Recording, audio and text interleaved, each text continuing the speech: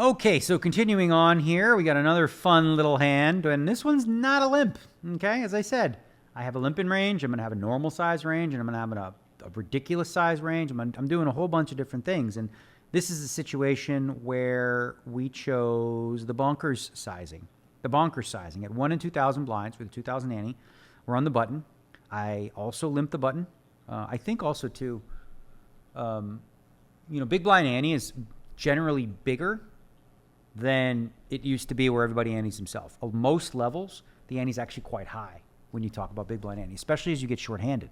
If you're 4 and 5 handed and you're playing with a big blind ante, that's a big ante. So when there's a big ante out there, that means you need to be playing a lot more pots. One way to do that is to add limping. I do that. Other way, yeah, or just open raising. Well, that was the moment that Michael Addamo became your defending Super High Roller Bowl champion as we pick up the action here at the feature with Negreanu opening the button to 9,000. As I said, I also have a bonker size, and this is where we came with one, which is a little over, what was that, 4.5x I make it on the button with 5-3 suited. Daniel. Computer said don't do that. Don't do that, Daniel. Don't do that. Well, I did it, okay? I did it. I raised the button to 4.5x. At this point, I don't think David Peters has ever seen me do that. So what that range is constructed of is going to be a mystery to him. He can make some guesstimations about what he thinks it is. Maybe he thinks it's a lot more ace-9 offs and ace-10 offs that don't want to see flops. Maybe he's got a dead read that it's small suited connectors. Maybe he thinks it's super nutted, It's hard to know what he thinks there, but he also has no real, because I hadn't played with him in the Poker Masters for a couple weeks, so he has no real insight into what the hell is this hand, right? And obviously, if he started to see a pattern, things change and a leveling war commences. I go ahead and raise, as I said, with the 5-3 spades, and he defends with the Queen-8 of hearts, totally fine. I imagine if his Queen-8 was offsuit, he would have a much tougher call against that size, but out of position. In position, against a small blind, sure. Out of position, maybe the Queen-8 off, probably on the borderline of what you want to defend. Opening the button to 9,000. Peters defending the big. Interesting. So is that a 4.5x open straight away from Negreanu on the button? The guy who's been limping, so he's by the way. Limping. He's going with the big raise. I like this kind of spicy Negreanu to start the day. Interesting. And note that he flops trips, checks back. All right. So now the flop is got 21,000 in it. Yeah. And bingo, bango, bongo, we got a 3-3-9 flop. 3-3-9 flop, and he checks. So I've made it over 4.5x. Flops 9-3-3. I should have cleared out a bunch of his, 3x hands, a lot of them anyway. I can still have some. He can still have some. So this is a range bet. Oh, computer said range bet. Range bet. Fuck, a computer's stupid sometimes. Sometimes the computer's dumb. I'm telling you. So there are some spots that are pure range bets that I don't range bet. Daniel, you're making mistakes. What are you doing? Okay, this is going to be one of them. So I don't always bet this flop. I know that, anytime, and I've obviously worked with solvers and stuff, and there are a lot of spots that just range bet. I don't. And I do that for a very other specific reason. And if I told you what that was, my wife would absolutely murder me. So I can't. But I have a reason for it. Okay?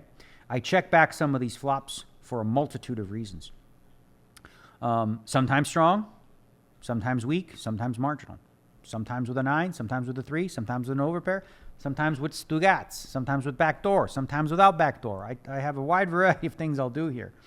He checks, I decide to check back. Obviously I feel like I've got the hand locked down. I'm up against a very aggressive player who, if he doesn't have anything, may try to represent stuff, right? Might try to take the pot from me, thinking that, it's very unlikely that I have a very, very strong hand here. And also he may catch something that I want him to catch, like a queen or an 8, that'd be nice. Back, okay. Peter's picking up the gut shot. Timing, oh so good for Daniel.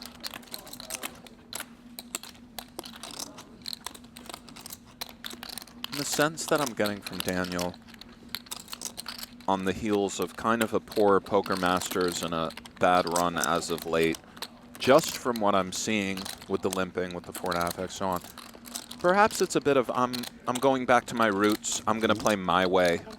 I'm not going to try too hard to execute everything that is supposedly good or modern day theory, so on. Note deep heat stabbing for 17,000 here. on the strength of the gut shot. Negreanu has him in all sorts of trouble, Ali. Flopping the trips and checking back. The 17,000 does get flatted by Daniel. Well, anyway, the turn is the jack of clubs. So he now has a gut shot, and he decides to bet at it, and he bets big. Bets 17,000. So that's a pretty sizable bluff, right? 17 into 21. And I, of course, have two choices. A lot of people are like, oh, Dan, you got to, well, this is old school guys would say this. You got to protect your hand. You can't let him draw to a flush or a straight cheap. Come on. No, that's silly. I like call here a lot because when you raise, all of his bluffs like Queen H is fold. You get no more value from that. You get nothing, okay? Sure, you deny some equity, but you have to take some risk sometimes. And this is one of the ways to take a risk is by letting a card come off, right? So let's say he had clubs or a straight draw or something like that. Okay. Well, if that card does come on the river, maybe I don't go broke too, right? I don't know. Anyway, so the dilemma is deny equity versus get some value from some river bluffs. And I like to get some value from some river bluffs in a spot like this. Daniel, who unless we get down to two little people. Would love to be seeing another barrel come out of Peters, in particular upon the arrival of the 5, as he is filled up.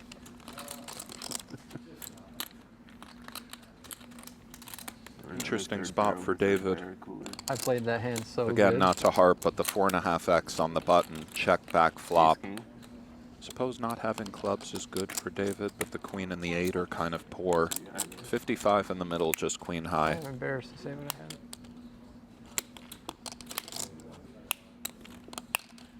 Worthy of keeping an eye on the tendencies of each of these players, all of whom have results, but not all of whom approach the affair identically. Very nicely said, Ali. Too much aggression behind me.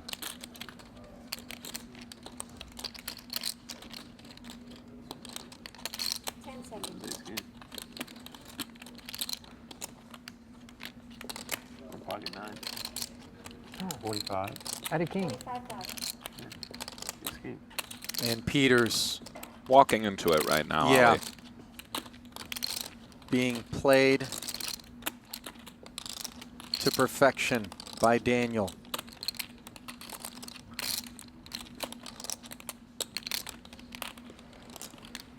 And note that Daniel 4.5x, the queen 8 suited defending. Should he continuation bet on the flop, he may not get this extra 62,000 on the turn and the river. That hand is impossible. There's no way a human being can make quad 3s 2 times in a day. I didn't have quad 3s. Okay, that's what I'm saying. There's no way. Jammed it. And now Peters down to just Good 66,000. thing you didn't take it down 3. Yeah, worked out better this way.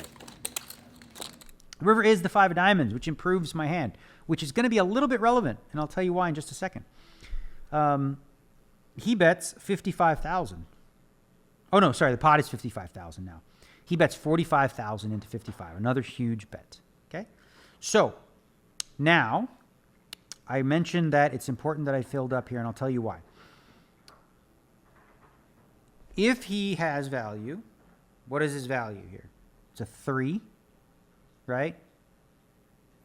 Maybe like Jack 9, Ace Jack, maybe for this size.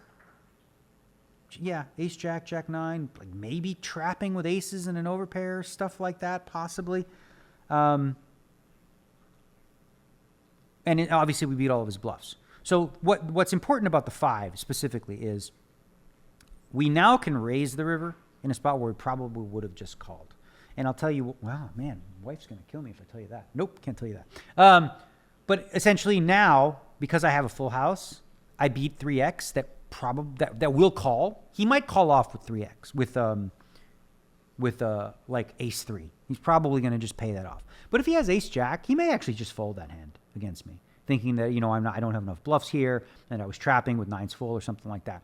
So when I'm deciding what I'm targeting in terms of like what I want to get called with on a river raise, I have to ask myself, all right, are they going to call me with worse hands than this, right?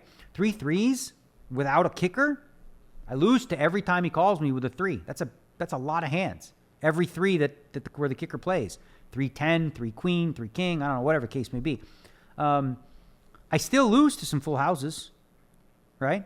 I still lose to some full houses, but Someone text me in the middle of this thing.